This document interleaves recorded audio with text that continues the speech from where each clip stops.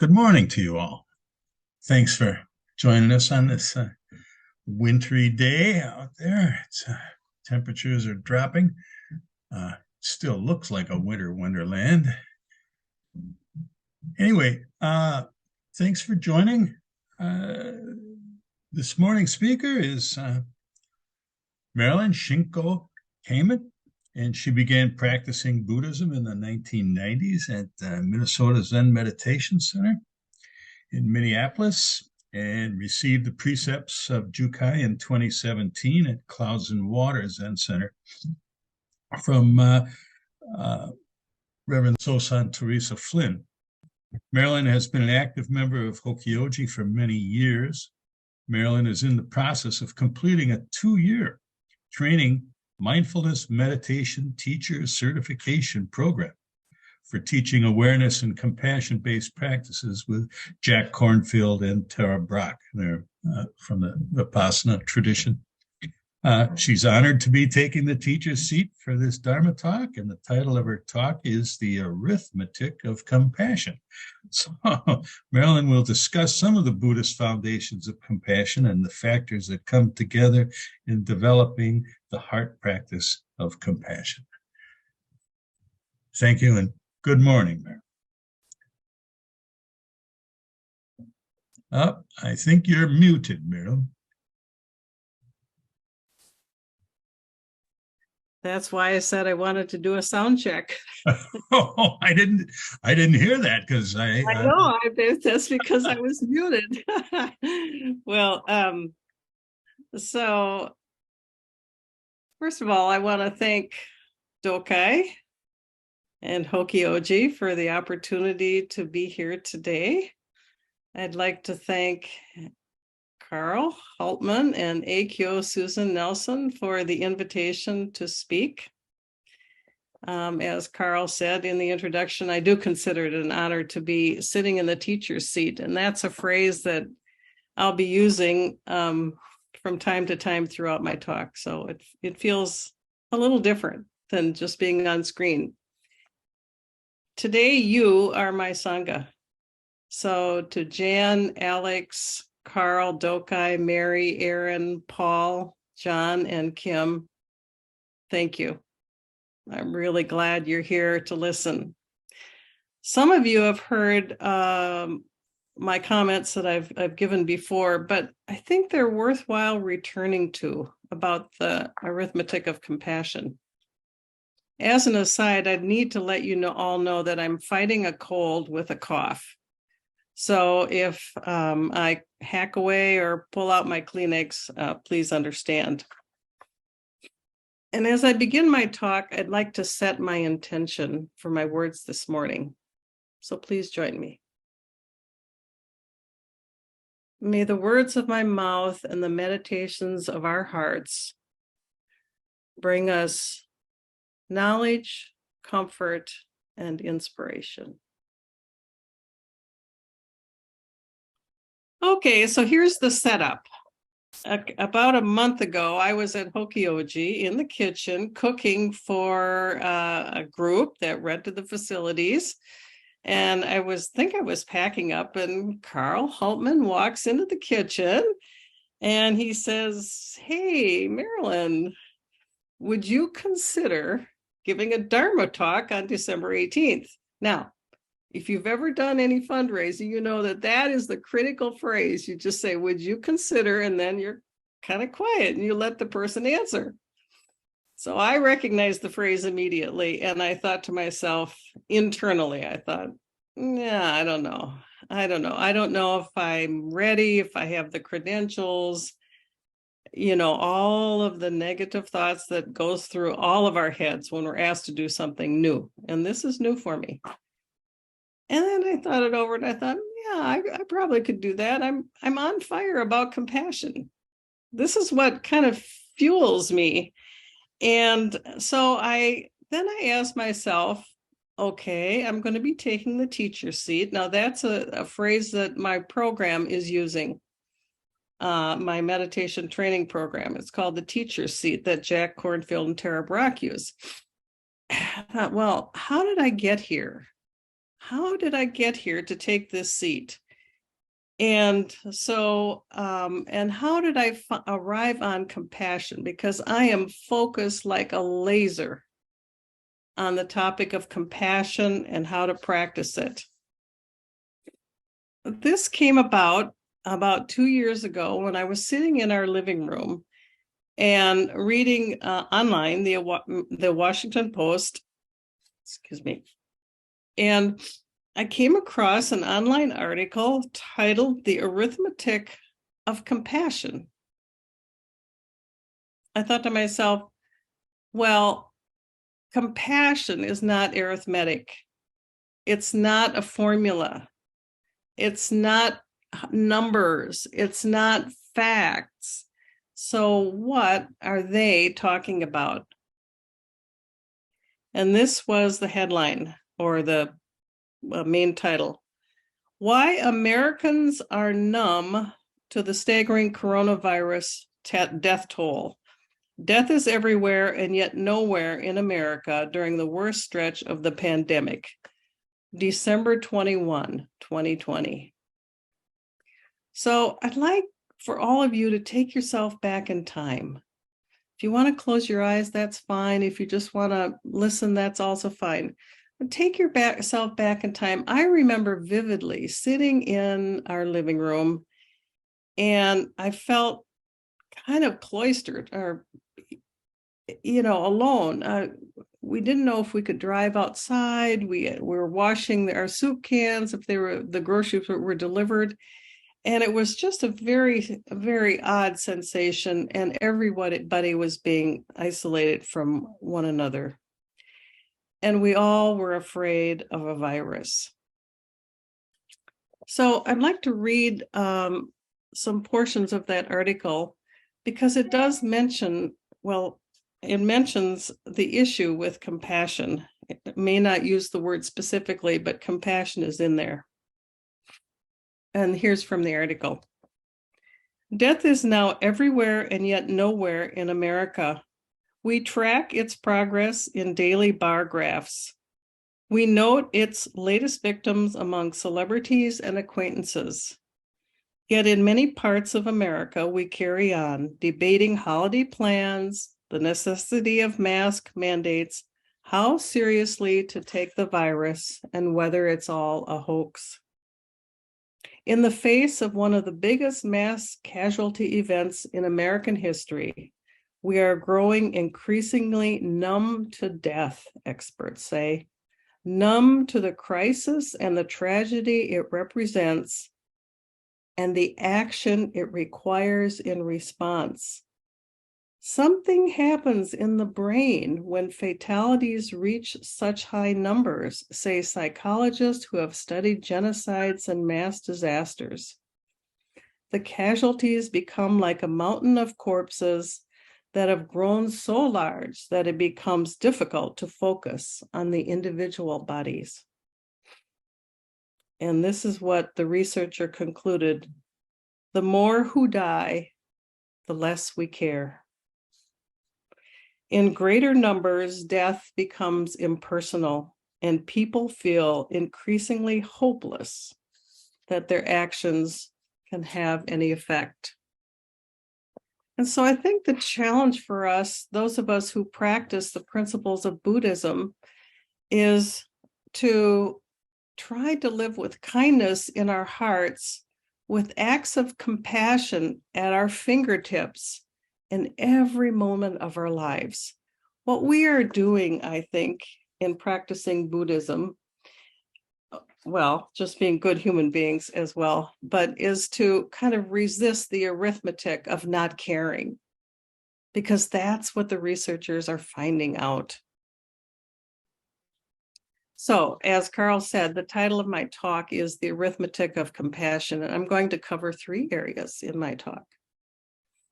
I'm going to give you what I understand to be some of the Buddhist underpinnings of compassion, because I myself find it helpful when I'm trying to study a new concept in this area to find out what cubbyhole or what pigeonhole it goes in. So, some Buddhist underpinnings of compassion. Then I'm going to give you a brief explanation about the elements of compassion and how it works, because to me, it's just very fascinating. I'm really into this stuff. And sometimes I'm so into my head that I also need to remember to go into my heart. But yeah, compassion has some elements, and it's worthwhile remembering. And those elements are set forth by the Buddha himself, if you know what to look for. And then at the end, I'm going to give you kind of an explanation of the program I'm in. It's called the Mindfulness Meditation Teacher Certification Training Program. Now that's a mouthful, but for those of us in the program, it's called MMTCP. And we just kind of now rolls off our lips, MMTCP. So for those of us in the program, we are going to be ending a 2-year course of study, quite intensive, in how to teach compassion-based practices and how to teach meditation. And we've started really 2 years ago, started in February of 2021. We started at the beginning with, why meditate? What does it do? Okay, so where does compassion fit into Buddhism? For me, I immediately go to the 4 Brahma Viharas. And I think they might be emphasized a little bit more in Theravadan Buddhism. To me, it doesn't matter which kind of branch they're in. And as you may know, the Brahma Viharas are also referred to as the 4 sublime or divine abodes. And these divine abodes are attained when we practice 4 qualities: boundless metta, or goodwill; karuna, or compassion; mudita, appreciative joy or sympathetic joy; and upekkha, equanimity. And these have been described in some of the research that I did as excellent, lofty, or sublime states of mind. They're divine abodes. They're abodes. They're houses. They're living spaces in which we should dwell, so that our constant daily frame of reference is, are we practicing and acting with metta, compassion, sympathetic joy, and equanimity? The Buddha in the Digha Nikaya sets forth the 4 Brahma Viharas as follows, and I'm only going to read the one regarding compassion, which is the second one. Here's what he says. Here, monks, a disciple dwells pervading one direction with his heart filled with compassion. Likewise, the second direction, the third direction, and the fourth direction. So above, below, and around, he dwells, pervading the entire world everywhere, and equally with his heart filled with compassion, abundant, grown great, measureless, free from enmity, and free from distress. And the Buddha has used this very same language for all of the 4 divine abodes. So for metta, he would say, here, monks, a disciple dwells with loving kindness. And then the third one is sympathetic joy, the same language. But the second divine abode, the second of the Brahma Viharas, for me, just sets such a wonderful stage for practicing compassion. Just listen to the words again: abundant, grown great, measureless, free from enmity, and free from distress. I mean, it's just, I almost feel at this moment that life is coming into me as I say the words. So in the book by Christina Feldman called, I think it's Boundless Heart, she has a quote from a Tibetan Buddhist Longchenpa about the divine abodes.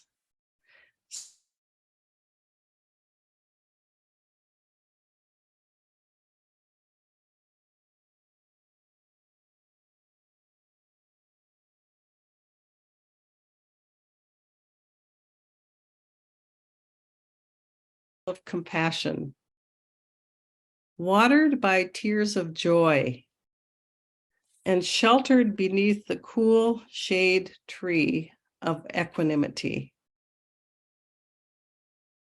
Wow, that says it.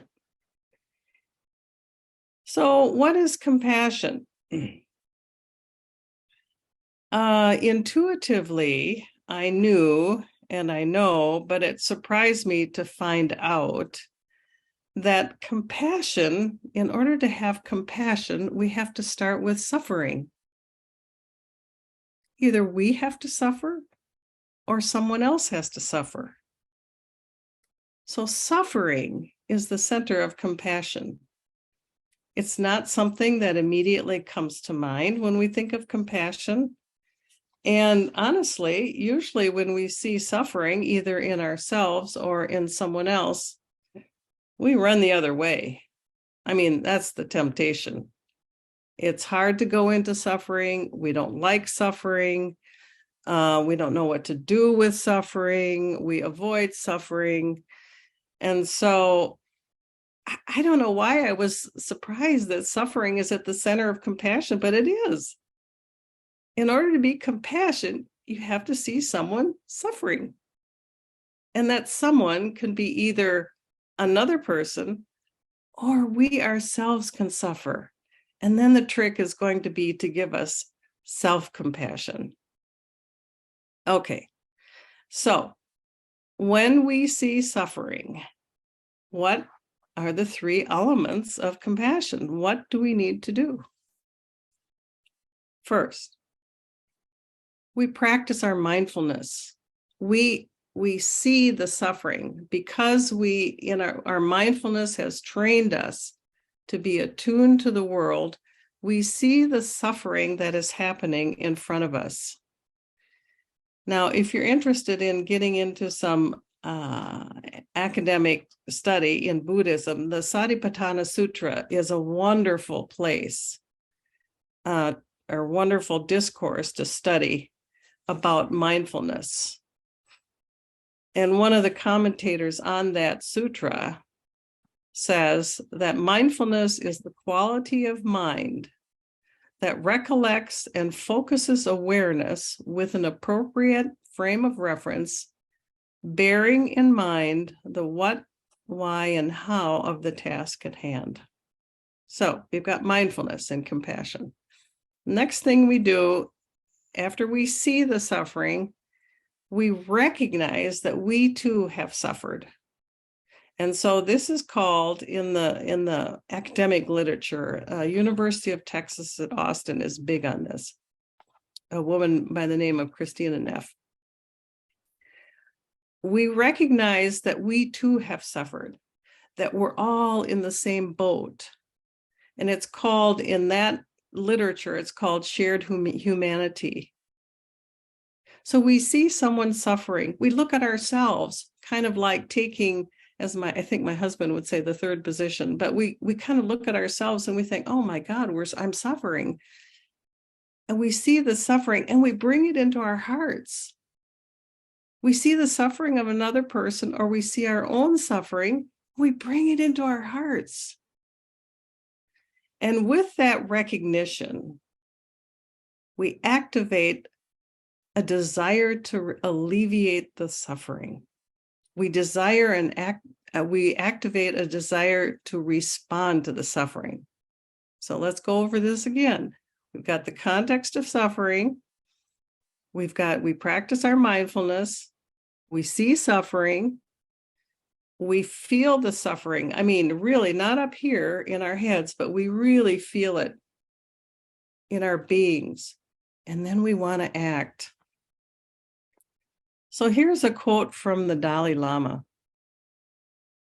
According to Buddhism, compassion is an aspiration, a state of mind, wanting others to be free from suffering. It's not passive. It's not empathy alone, but rather an empathetic altruism that actively strives to free others from the suffering.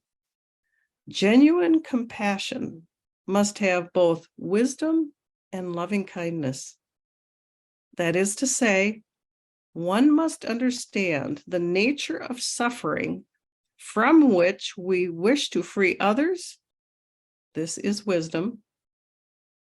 And one must experience deep intimacy and empathy with other sentient beings. This is loving kindness. So the context of suffering is important, and the three elements that I've mentioned to you are important. Now, interestingly, although certainly the word compassion is not mentioned in the second noble truth, I would suggest that because of what the second noble truth says, the existence of suffering, that compassion is kind of embedded within the second noble truth.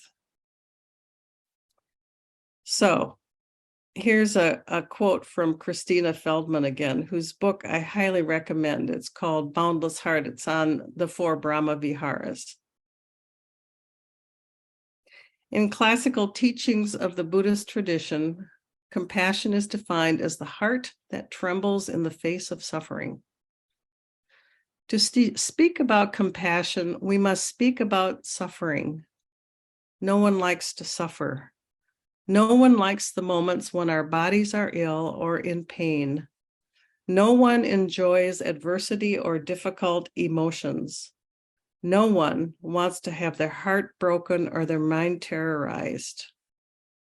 We fear and resist the experience of suffering. We even dislike the word.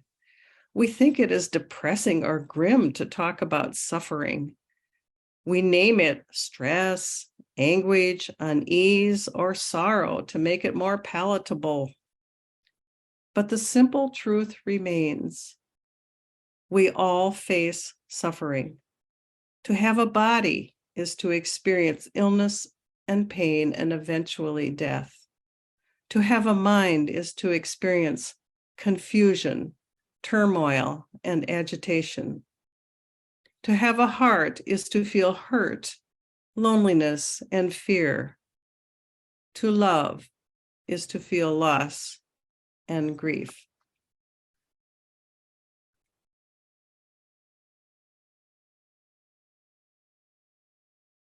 So the question becomes, how do we open our eyes and hearts to suffering in the world? I would suggest that all of us in this morning's Sangha are suffering on some level, on some issue. Can we see that in ourselves? Can we see it in somebody else? We might be suffering with the thought of old age and a declining body. We might be suffering with uncertainty about what to do or what action to take. We might be suffering with loneliness. We might be suffering with job loss or fear of failure. Perhaps alienation from family members. Not enough money. Everyone suffers. And yet our hearts can be filled with compassion. So, and the paradox that one of my program teachers, Tara Brach, writes in a book on called Radical Acceptance is, she states, to cultivate the tenderness of compassion, we not only stop running from suffering, rather we deliberately turn our attention to suffering. Okay, so now I'd like to go back to one more Buddhist underpinning, a very familiar thought, theme, fable, belief, and that's the Bodhisattva Avalokiteshvara, the Bodhisattva of compassion. Avalokiteshvara vows never to rest until he or she frees all sentient beings from samsara. Many unhappy beings are to be saved. It is an impossible task. And in the lore, her head splits into 2 pieces, or 11 pieces rather. And so they're given the 11 heads. And then the arms split into 2 pieces. And they're given 1,000 arms. Okay, are you ready, folks?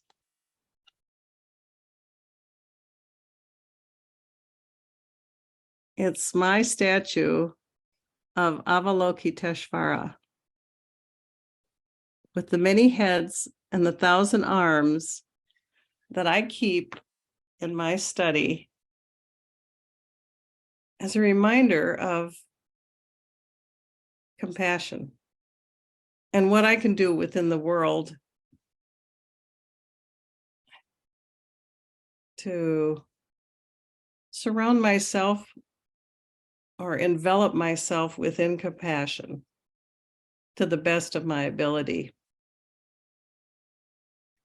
I also think the Lotus Sutra is the place, I'm not as scholared in some of this Buddhist stuff yet, but I think the Lotus Sutra is where the Avalokiteshvara is first mentioned, or is mentioned certainly prominently. And at the end of our time together today, we're going to say the Bodhisattva vow of compassion. Beings are numberless. I vow to save them. Delusions are inexhaustible. I vow to end them. Dharma gates are boundless. I vow to enter them, and the Buddha way is unsurpassable. I vow to realize it. So as we say that at the conclusion of our time together today, I know we do it sometimes. For me, it's the end of the talk, it's the end of the service. I'm kind of on rote. Let's see if we can just kind of pause and come into the present moment and open our hearts to the possibility of compassion as we go about our lives, for ourselves and for others. Okay. And the third part of my talk that I told you I would talk about, and here I am at it, is how did I get to the teacher's seat? I think kind of technically, I got here because I'm currently enrolled in this Mindfulness Meditation Teacher Training Certification Program, MMTCP. And in the MMTCP program, there are about either 2,000 or 2,500 of us worldwide, all over the world, you name it. And it's led by Jack Kornfield and Tara Brach. And I'm going to use the word 2,500 because I think that might be closer to accuracy. There were 6,000 applications. We had to submit an application, get a recommendation from our teacher. Then we were screened, and then we were selected, and then we had to go, whatever. And so the 2,500 of us out of 6,000 were chosen. And we've been divided up into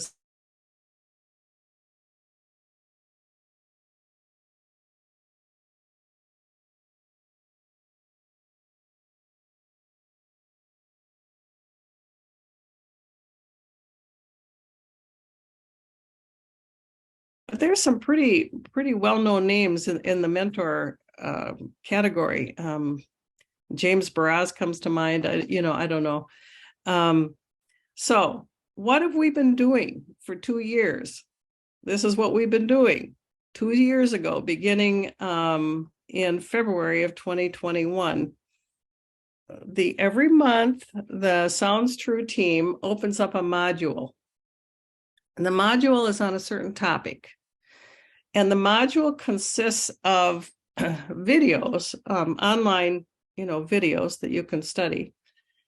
And it's often Jack Kornfield or Tara Brach or somebody else. Rick Hansen on the brain comes to mind. I mean, we've had people of all kinds of stripes. So we have about 4 subsections, videos that we need to do. They've given us the opportunity to journal online. I have not done that because I'm not so fond of journaling. And then once a month, we meet with our peer group. Once a month, we meet with our mentor group. I mean, the 6 of us, students, and the mentor meet together. And of course, there's a prescribed routine and, we study. So here are some of the topics that we've studied. And I can't go, I've only, pulled out a few. Oh God. Right. Okay. What is medicine? The art of practice. Common challenges with meditation, mindfulness of breath, body, emotions, thoughts, working with pain, metta, the practice of loving kindness, self-forgiveness, answering difficult questions, working with judgment and blame, happiness and joy, ethics, exploring facets of the mind, trauma and strong fear, exploring self-compassion, the power of intention, addiction, and harmful habits. And of course, as part of this process, I had to do 2 practicums where I had to corral or somehow find 6 students where I could practice my wares. Now, 4 of you on this call have already been my students, so thank you. And the other 4 of you on this call are listening to this for the first time. They've kind of heard this, but I changed it up somewhat. So all of the students in the program are going to be launched. We have to take an exam at the end, in January, but, I think they make it pretty easy. And then we'll be given an official certificate saying we are certified by that organization and by those people to be a mindfulness meditation teacher in the vipassana tradition. So at the beginning of my talk, I asked, how did I get here? I think the question also is, where am I going? And that is not a question that I have an answer to. I just knew when I found out about this program, I had to take it. I just, that's another story in and of itself, but I just was compelled to enter this program and see where the road took me or takes me. So I'm almost at the end of my Dharma talk, and I'd like to return to the Washington Post article that we leave our time here with certain concepts. As I read before, the more who die, sometimes the less we care. In greater numbers, death becomes impersonal, and people feel increasingly hopeless that their actions can have any effect. And here's the part I didn't read before. Statistics are human beings with tears dried off. And that's dangerous because we need tears to motivate us. We need our tears of empathy to activate us into an altruistic response of compassion to relieve the suffering of others or the suffering in ourselves. Tears that we have on our face and in our hearts can be towards helping others. They are the active ingredients that propel us to action. So I've tried to give you in my brief comments today a couple of the Buddhist foundations for compassion, as well as the elements of compassion and how it works, if you will.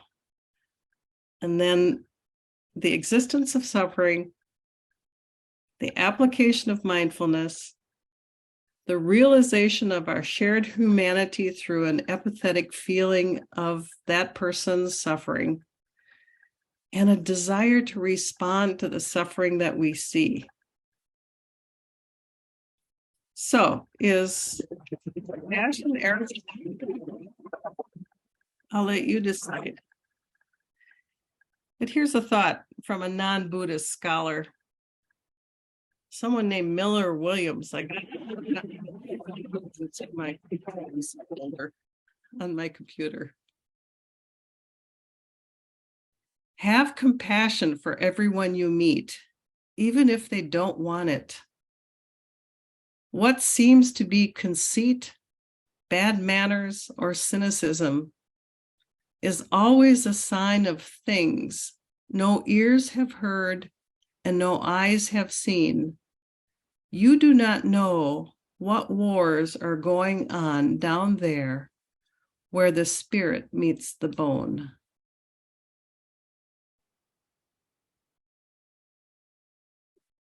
Oh, the opportunity for compassion is with us every day.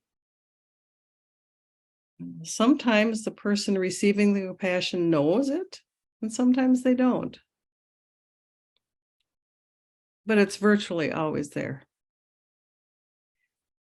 So I thank you for listening, and I've enjoyed taking the teacher seat.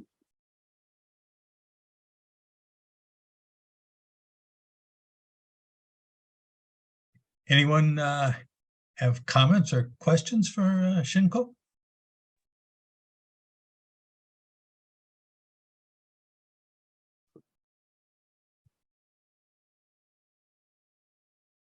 Hi, Marilyn. Can you? I can hear you. Okay. Yep. Thank you so much for your Dharma talk.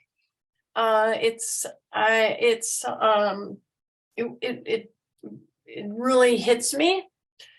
In fact, I'm as usual. Sometimes I get choked up on some level with some Dharma talks, and yours did, because it hits the idea of compassion is something that I have been dealing with all my life in terms of two areas. As a registered nurse working with patients, I felt over the years, I felt like I developed and had compassion for patients. But I will have to say, as a nurse, especially in any setting, what happens as a nurse is that you have power. So compassion for me was there, but it was in a professional sense, because you also have to provide a service for your patients, and so there's this mixture of helping someone, but you're helping them in a professional sense. So there's a sort of a distance, a professional distance that you keep. But I felt like I practice compassion through action as a nurse. And so the other side of this is that, and I think Carl Hartman said this, I don't know, months ago or at some point in time in the past year, which really hit me. And that is compassion. And you said this today. Compassion isn't a feeling or an emotion. It's action. And that hit me on a very personal level. And this is where I struggle. So I appreciate you all listening to me. Compassion on a personal level and practicing compassion for me, in terms of my Buddhist practice, has become two things. And that is for people that are close to me, especially, those are the most difficult relationships at times, is that the compassion of listening to understand where that other person is coming from. That's not something I've done, practiced all my life, but I understand that being and feeling understood is, I guess, well, I've read and believe that that's the most important part of any relationship, more than love, commitment, whatever, being understood. And my suffering comes in close relationships when I want to jump in. I want to fix something. I want to argue. I want to change the conversation rather than listen and kind of hold it and really attempt to understand what the other person is feeling. And in the moment, getting affirmation from that other person that they are understood. And that's really, really hard for me at times. Just the act of listening. And in the moment,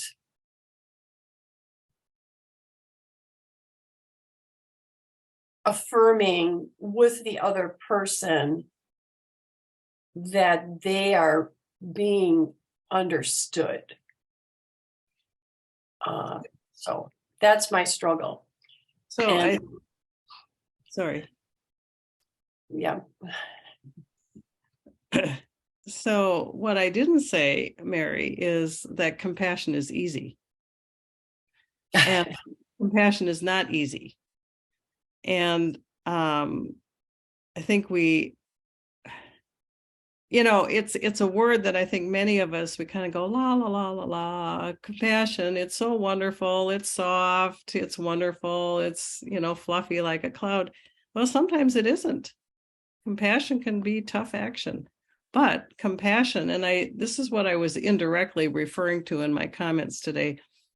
Listening is compassion. Just having another person be heard can be an extreme act of compassion. So it sounds like you've found something that is important and you realize it, and you found the way on that. In turn,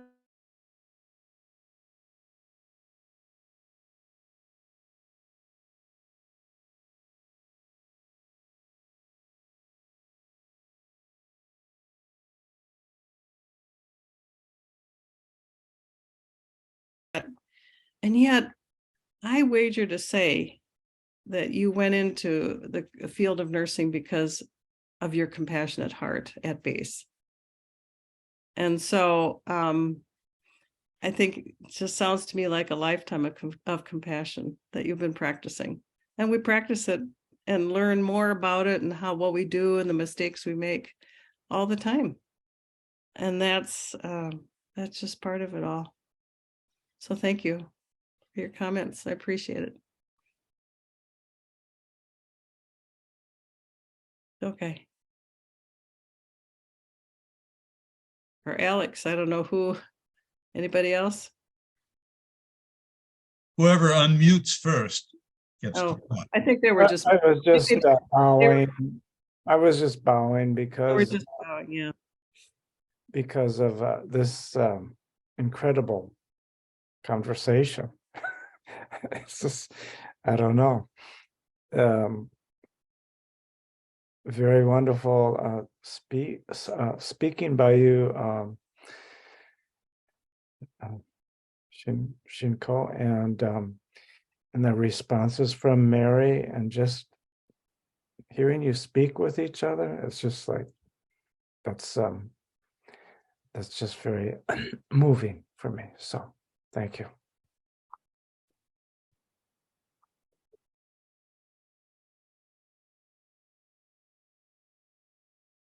Well, Carl, before we sign off with the Bodhisattva vow, I have to say something to my Sangha.